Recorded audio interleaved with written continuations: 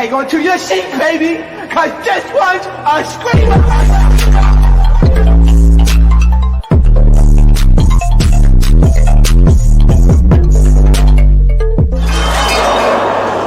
Are you not entertained?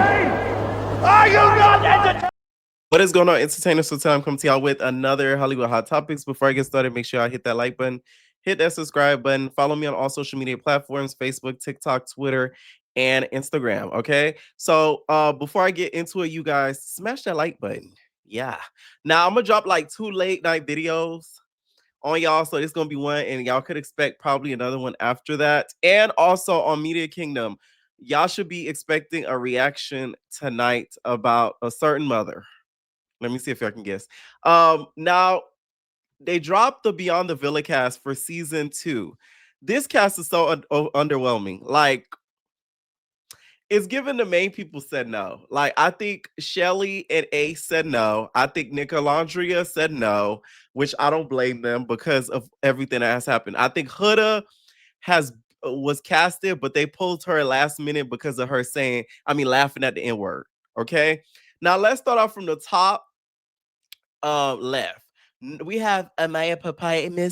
I'm not gonna lie. Amaya, for some reason, y'all know I always predict stuff and I'm always right.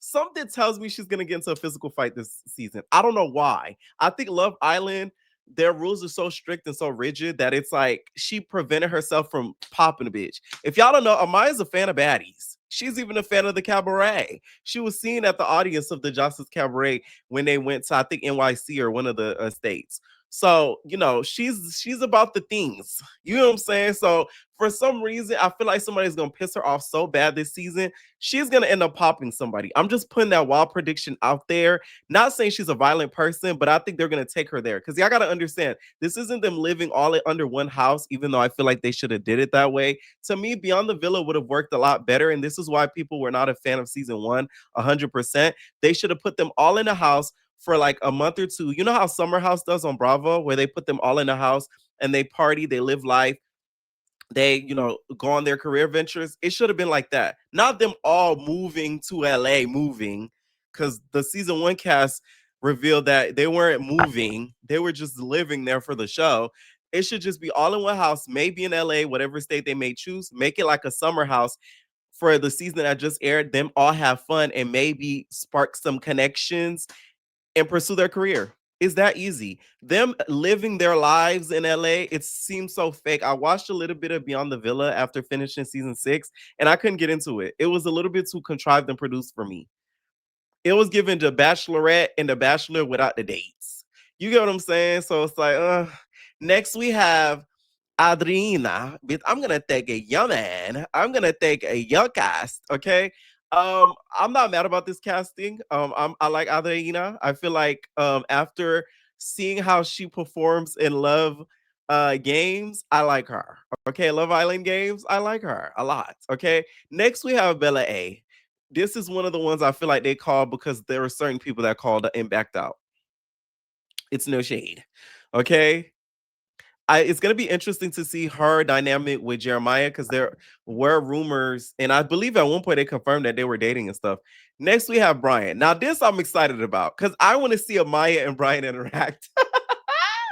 Amaya's going to walk in and be like, "Hey, Brian, I'm not going to lie.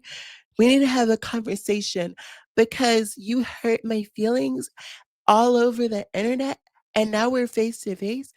I feel like it's appropriate that we talk it out. What do you think? Yeah, yeah. Okay, and Brian's gonna be like, I guess. So I'm excited to see that dynamic. Okay, I want to see him dating girls in front of Amaya. All of the things. Okay. Next we have Chris. Somebody in the comments when they dropped it, they said, Chris is always available. No shade. He is though. But y'all gotta understand, in this inflation, I'm not gonna ever joke the man for taking a check that's presented to him. Okay, inflation is high. Okay, playing overseas ain't paying like it used to. I don't think it ever paid huge like that. If we're gonna really keep it a buckarooski, okay, it ain't paying like they play in the U.S. now. Like I'm just saying. So it's like Y'all need to stop ripping on that man for trying to pursue his dreams of becoming a star. Okay? I'm a star. You can't get mad at the man. Like, come on. But you are always available, Chris. Now, this, I feel like he is going to probably find love finally. But you wanna know why? I think he gonna link up with that Coco. With that Chanel. Coco Chanel. I think him and Coco gonna have a spark. I think they're gonna like find love. They're gonna date, all of that. Okay. Next we have Clark. I choose Clark. Um, she wasn't the most exciting on Love Island, to be honest. I'm still interested to see her and Taylor's dynamic. This is a wild take, but I feel like Taylor took too long to ask him to be her girlfriend, to be his girlfriend. I don't care what nobody says. This lady was digging horse manure and cow shit in your farm, and you took months and months and months to announce her as your girlfriend. I know publicly they filmed something and they could have filmed it a long time ago, but it was given. You was trying to see, and like, what else is there to see? If she's willing to shove her horse manure and but be your damn assistant, that's a keeper. I feel like he took way too long. I'm sorry. Ace too. Ace too. Sorry. Maybe I'm a person I move too quick, but it's like I just feel like if it takes all that time, then it's sort of like, damn, like, did you really like you feel me? Did you really get to know them when y'all was in the villa? I'm just saying. Anyways, next we got Coco. Okay. Now Coco shocked me during the reunion. So to see the way that she acted during the reunion to Olan, I was kind of gagged. So I think she's going to bring a lot of entertainment on the season, and I think that she's gonna be kind of one to watch. So I think this was a good casting. Now the next few people, these were like last minute calls. Grayson, I barely even remember her being on the show. I think Brian was the one who kind of played it on her top and acted like he liked her. Meanwhile, no, it was Pepe. It was Pepe. Yeah, it was Pepe. Meanwhile, he was still wanting another blonde. Um, so I don't know. I feel like that was probably Huda's spot. They replaced her with Huda. Next is Hannah. Now Hannah's a lovely girl. Entertaining, not really. And Charlie's not there. Without her and Charlie interaction, that's what I would be most interested in to see if maybe that spark is still there. So that's another one that I feel like that was probably a laundry spot. Next, we have Iris. Now, this I'm not mad about. You wanna know why? Because Iris and TJ, because Pepe and TJ are gonna be on the cast. Peacock is messy as fuck. They made sure that both Pepe and TJ were both casted so that Iris could be stressed the fuck out. Because if y'all don't know, Iris is no longer with Pepe. It is dealing with TJ. For y'all that said, "Oh, they're gonna be so good." Remember the end of the season? You guys were like, "Oh my god!" I could have seen that from a mile away that these two were not gonna last. Like that was okay. So since then, Pepe has expressed online how he's not the happiest with this breakup. So it's gonna be interesting to see how that goes. Jeremiah, I'm not mad at him being on the cast, but it would have been better had Hood have been there. You see what you do to yourself, Huda. You see how you being ignorant and stupid gets you passed up on opportunities. Because it would have been a key to have you and Lewis there and seeing how Jeremiah would react. But no, you had to be ignorant. See what ignorance gets you? Mm-mm-mm. Now, Jeremiah to me is probably gonna be like the funny factor of the season, to be honest. Now, let's go Pepe and TJ. I want to see them have a conversation about if TJ was seeing Iris behind Pepe's back. Cause I think he was. No shade. I think he was behind the scenes linking up with Iris, okay? And seeing her iris bloom. No shade. I think that's what was happening behind the scenes. And I think they hit it until she broke things off with Pepe and then they made it public. Because how could y'all make it so public so soon if things were not being fostered after the season? It's giving undercover lover. Last, we got Taylor. Y'all know Taylor gives me the biggest ick of them all. I feel like he's goofy as a motherfucker, and it just gives me the biggest ick. So we'll see when it comes to the season. I will be recapping it because y'all know this was my first season of Love Island that I watched. So it holds a special place in my heart. Okay. Let me know what y'all think down below about the cast. One person that I would have loved to see on there is Sierra. The messy part of me wanted to kind of see her and maybe Nick on the same season again, just to see their interaction. I know they had like a little run in at a party or something like that, but you don't get everything you wish for. So Joseline, you guys, was recently asked about Amber Rose in a recent interview with TT Torres. Shout out to TT Torres, y'all. Make sure y'all go and look at the full interview. She has a YouTube channel, y'all, where she talks to Joseline about her growth and career. And she asked a very bold question. Amber Rose, because I know there was a lot of controversy around that. And then the full video came out later, and it was like this all big debate on Twitter who won the fight, who didn't. Like, were you okay with how BT rolled that out? Listen, I'm not here to talk about that. Yeah. Make sure y'all follow Ebner Entertainment on Instagram. If you're not, you are a loser. Okay, let me tell you, I thought that, listen, before we continue this video, I thought that Jocelyn was going to hit us with, I'm not here to talk about that. You're a journalist, right? Okay. You're a blogger, right? A blogger? No, I'm not a blogger. I'm a journalist. A journalist. Okay. Same shit. I thought she was going to I said, TT, you better duck because she coming. The way Jocelyn turned around this answer, I'm very, very proud of her. But I will say, Jocelyn, you're a little bit of a hypocrite. I'm gonna tell you why a little bit. Shout out to Viacom.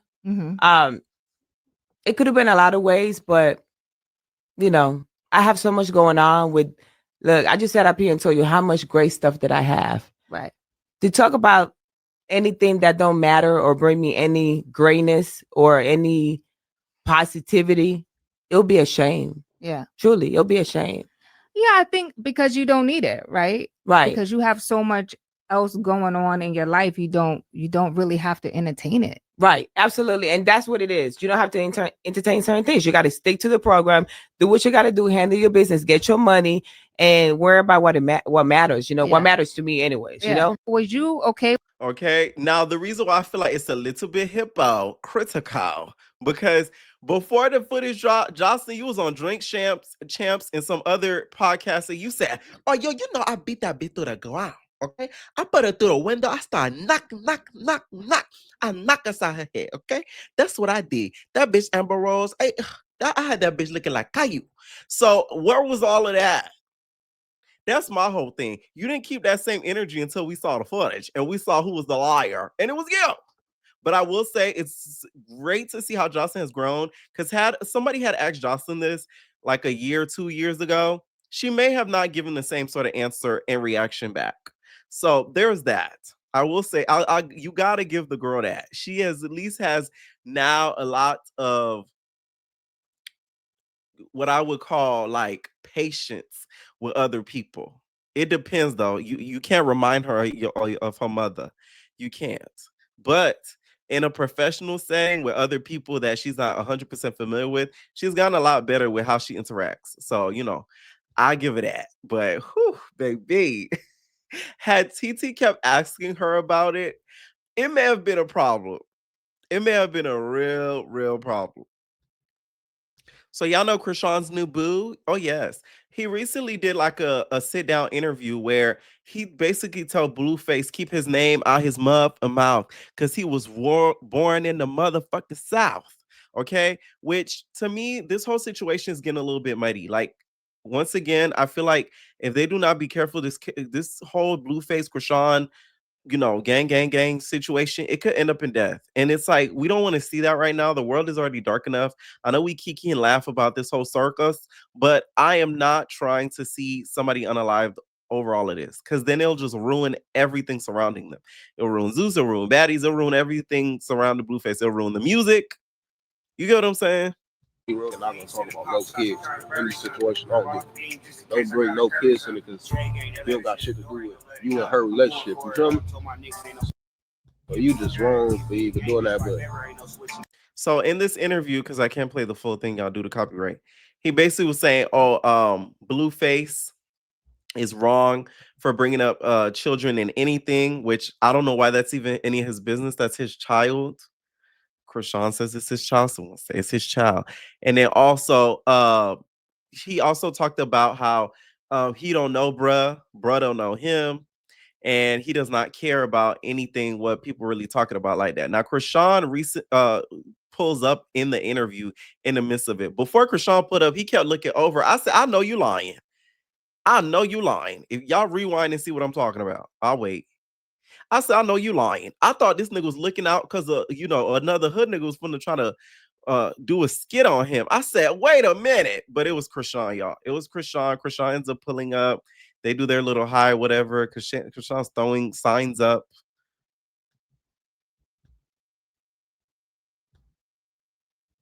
She's throwing signs up. Now, I know you ain't doing that. I can't believe you did this. That's why I don't tell you nothing.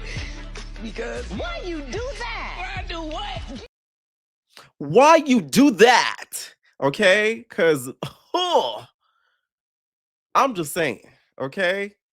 Speaking of Blueface, you guys, it looks like 6ix9ine has taken a big laughter in Blueface's new facial tattoos, which to me, Tekashi 6ix9ine, you cannot talk. Look at your face. You're closer to Bootgang before Blueface got close to the Bootgang. Now Blueface is a lot closer now because he's gotten a lot more additions on his face. But like, please let's not act like your face is clean and clear. Yo, Wack, I know this shit, man, but look, I know I got a lot of face tattoos, but your man look crazy. Like your man really got a baseball Danny, shut up. logo. Like this nigga used to play football, like varsity. Like, oh my god, like this nigga used to really play varsity football. Got the baseball logo. What else he got? He got the Chase. So he got the Chase logo. What's that? The Washington Nationals. The only tattoo I like of his is the 5. The 1, 2, 3, 4, 5. That's cut in the shade. If I was a hoodlum, I'd get that. He got the Washington Nationals. Oh my god, this nigga's from LA with the Washington Nationals logo. That's the Walgreens. Nigga got the LV on the face. Like, man, this shit is crazy. Nigga got YSL. Like, I know he regret that Oh my god, I just peeped the YSL shit. It's a bad look walking in the prison yard with that shit now. This nigga Crip got a 5, the tallies, the tally numbers, a 5. Should have been a 6. All right. I will say Blueface getting this done to his face and marking his face up like that. I just don't get the point of it. Like, I get some of it is affiliation, but it comes to a point where it's like affiliation should mean you mark up your face. Like, I come from the days where niggas just had a little tear blood. Y'all remember that? Y'all remember the tear tattoo when niggas used to have that? They still have it nowadays, don't get me wrong, but like they used to just have the tears. Now it's like a mural on your face. I don't get it. I don't get the point. Blueface is an attractive nigga, so it's like you made it worse, in my opinion, by doing something like this. Okay, what Abby Lee said, it saddens me, Kelly. It does. Okay, it saddens me. It really does. All right, now let's talk the Grammys. All right, so let's talk the Grammys by each category that we actually care about. To be honest, now Glorilla earned 3 nominations for 1 Best Rap Album, Best Rap Song, and then Best Rap Song again. So she was nominated Best Rap Song twice in the same category. Okay. Outside was also nominated for Best Rap Performance at 2026. And then Anxiety was nominated for Record of the Year, Song of the Year, Rap Song, Best Rap Performance, and then Best Music Video. In my opinion, I feel like Anxiety has a good chance of winning Song of the Year just because it's been so overplayed on the radio over and over and over again. Any station that you turn to. My problem is with the fandom. You guys are so hypocrite or such hypocrites because y'all begged for this lady to put out Anxiety. She puts it out, and then you guys were like, "Oh my god, it's so annoying." Why did y'all beg for her to drop the song? I just don't get it. I really don't get it. Now, when it comes to best rap album, Kendrick deserves it. They Not Like Us was the theme song of the year. If he does not win, in my opinion, best rap song, best rap album, I believe he deserves to win best rap song of the year. 100%. 100%. That's just is what it is. I feel like that song has become, it's not even a song now. It's like a saying. Like people, you have white people saying they not like us. So it's like that in its own deserves the W for the album. Pure point blank. I don't care what nobody says. Tyler the Creator's album was pretty good. I did listen to it. My favorite song of his was the one featuring Doshi, but Kendrick still reigns supreme. I don't think Glorilla deserves it. Is she? I really don't even think she deserved that gospel award that she got. But you know, it's a whole nother video, to be honest. Okay, now best R&B performance, we have Justin Bieber, Chris Brown, Kalani, Leon Thomas, and then Summer Walker. Leon Thomas needs to win. It's either Leon Thomas or Chris Brown, because It Depends has now become a trend.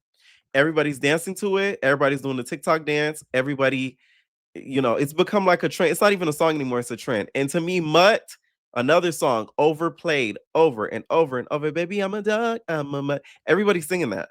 Everybody's been singing that. So those to me are the only two contenders that could really, really win. And then we have for best rap performance, to be honest, I would have to give that to Kendrick as well, only because of the impact that he had with the freaking Super Bowl this year. That in itself, to me, another W. I feel like he should win just off the strength of that. All right. Why Outside is nominated to me is crazy, but once again, that's another video. So Keyshia, come to the forefront, because I hate when people make things that are not about themselves.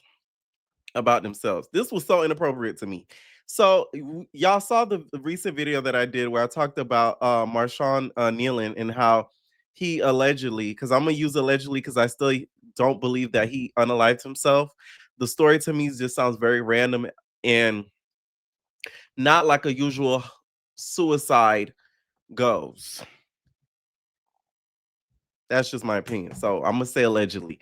She reposted the story and said, RIP to Marsha Nealon and my condolences to his family. Mental health is real and those episodes are a nightmare for the person going through it and the family members involved. My husband and I tried to raise awareness and the narrative was changed to me controlling him, me putting a spell on him. How disgusting. Why?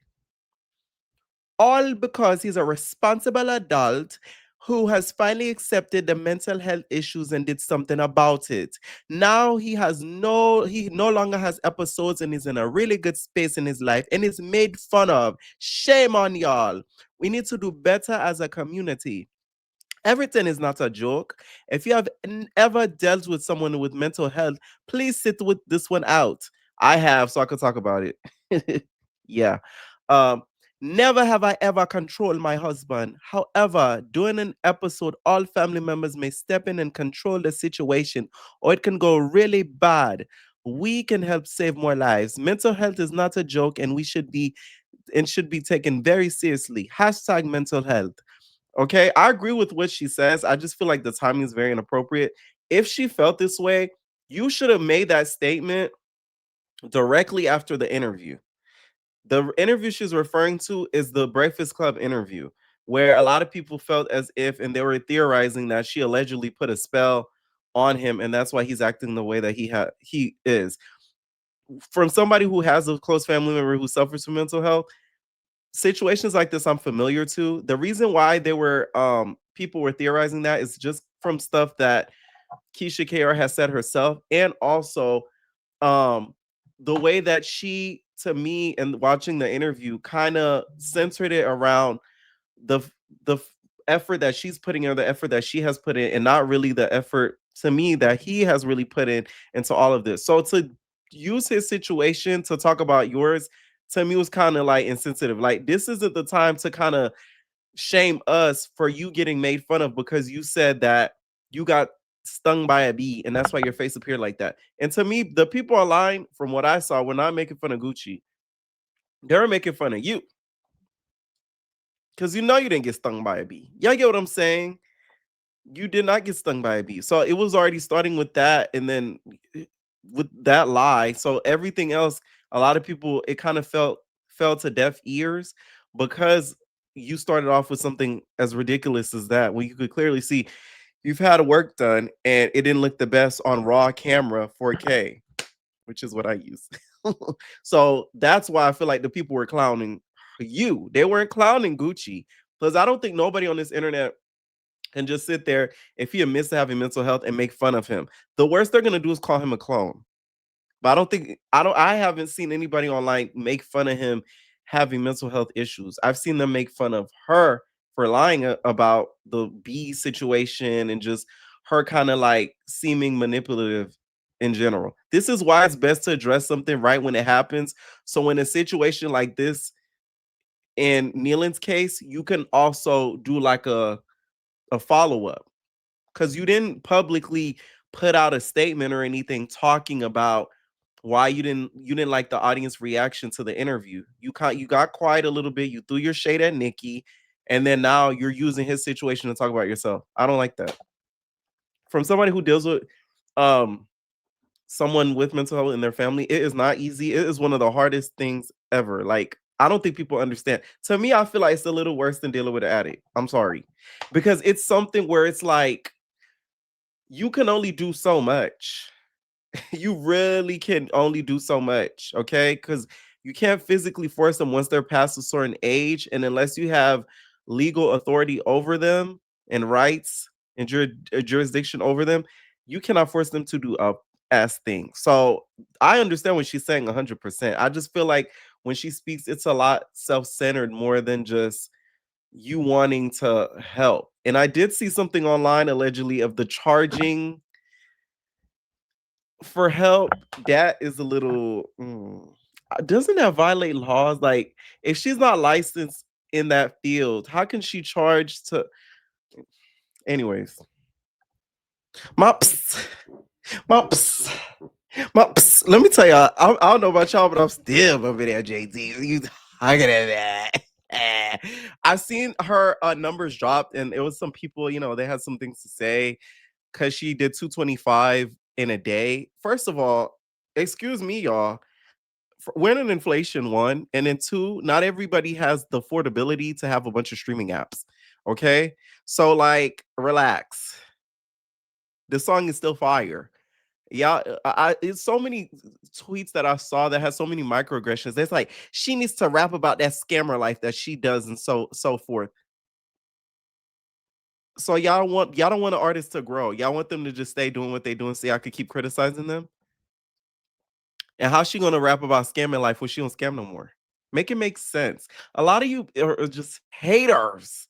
It's so petrifying. Anyways, y'all, Big Sean announced that her and Jhené Aiko are breaking up. This to me makes me believe that long-lasting relationships don't really last, because they've been together since I was damn near in high school. And now we're not gonna get that marriage ever done. Okay. Now he did tweet in defense to some backlash that Jhené Aiko's been getting. He tweeted, on some real ish, I don't like this energy. I don't mind whoever's saying wild ish about me, because I have a sense of humor and don't give up. It's frustrating having people say negative things towards her, though. God bless. Okay. The person who he quoted it was, Big Sean and Jhené Aiko have broken up after 10 years, and the women have been angry at Sean for wasting Jhené's time without marrying her, which I agree, and I'm going to tell you why. But here's what those same women are ignoring. Jhené was married once to one music producer, Dot the Genius.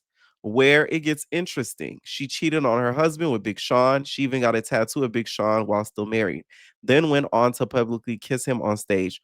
All this while still married. The poor guy eventually decided to call it quits. The embarrassment was too much, and Jhené was free to date her husband, rap superstar boyfriend Big Sean. But Big Sean never popped the question because he understands game. When a woman cheats with another man to be with you, she'll cheat on you too. Once a cheater, always a cheater, and never marry a cheater. I agree with both points with this because I do think he peeped game. I think he peeped game heavily when not marrying her. But to me, Jhené, you're an idiot. Why would you stay with somebody for 10 years without a ring? That to me is crazy.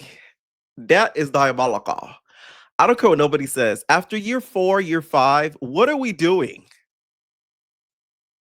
What are we really doing here? You're a roommate at that point. And probably half the time y'all don't even be living together. It just doesn't make sense to me. I hate to be seeing people in relationships like it'd be the straight relationships with me. These niggas be running game on y'all, and it hurts to me. Okay. I need to clip that video of Abby telling Kelly on Dance Moms. It saddens me, Kelly. It really does. Cause why did it take that long for y'all not to get married? I'm sorry. After year 5, if I was her, year 5, 6, 4, I gotta go. And especially because y'all got money. It's no shade. So it's not y'all not having the means to make it serious or anything like that. It's called, a prenup. Protect your neck. You get what I'm saying? But then again, though, I don't even believe in marriage in this day and age because I feel like it's just nothing but a contract because they never freaking last. That's why I believe in prenups. But still, you should have got that's why I love Island. It took so long for them to make the person that they were coupled up with their girlfriend. Like, that's like, what? Like, and you know what killed me with Love Island? They do the girlfriend and boyfriend reveal as if they're getting married. Why the fuck are you guys hiring a band, hiring horses and carriages, a whole display, some fireworks to tell a girl and ask the girl and to make it official that y'all boyfriend and girlfriend? What is this? Are y'all getting married? Because they don't need all that. Like, I don't know. Maybe it's because I'm like old school with certain stuff. It's just like nowadays people just do too much and they play around. Like, what is that? Like, I saw when Taylor did that to Clark, I'm like, I thought he was gonna propose. I'm like, oh, that's so nice. Man, that man said, "Will you be my girlfriend?" I choose Clark. Like, what? Oh my God. So recently, Raven Simone did a podcast where the podcaster basically stated that he feels as if people need to separate the art from the artist when it comes to somebody like a Bill Cosby because they feel as if the art changed the world, right? The creator from the creation, he said. I mean, this is what's crazy. Like, yeah, he was a monster on this side, but he was a monster creatively. Both can be true. Both can be true. Separate the creator from the creation. 100%. And that's just where I live. You have to because the creation changed America, changed television. 1000%. There's so many. Child, don't mind me, y'all. Chocolate, he been acting real funny. Had a stomach ache. The nigga threw up. Things ish. Sorry, y'all, for looking down. But so I agree with this, but I have to agree with this. I feel like you can separate the creator from the creation only when the creation isn't affected and doesn't have to directly deal with the creator's personal life and image. So, for example, Bill Cosby to me played a character, right? He was acting, he was playing a character. So that's different from a person like a R. Kelly. He is singing in real life based off his real life experiences with women, sleeping with women, making love to women. But we then found out the women were underage. So it's like some people still support him. Don't get me wrong. I'm not one of those people because I never really like R. Kelly music like that. But some people still support the music. But some people refuse to support the music because some of the people he was singing about were not of age. That I don't agree with. But when it comes to somebody like him, I do agree with that statement because that show did change a lot of people's life and it made people see how a healthy Black dynamic in a healthy Black family dynamic can be seen on television before its time. So that has to be praised and rewarded. I do hate how certain channels stop running the show on reruns just due to him. I don't think that's fair to the other actors. And once again, the show is just not centered around him. There were other people, there were other characters that were highlighted throughout the show. So that to me in itself isn't fair at all. So that's how I feel about it. Let me know what y'all think down below about this video. Make sure y'all hit that like button, please. And we out, y'all.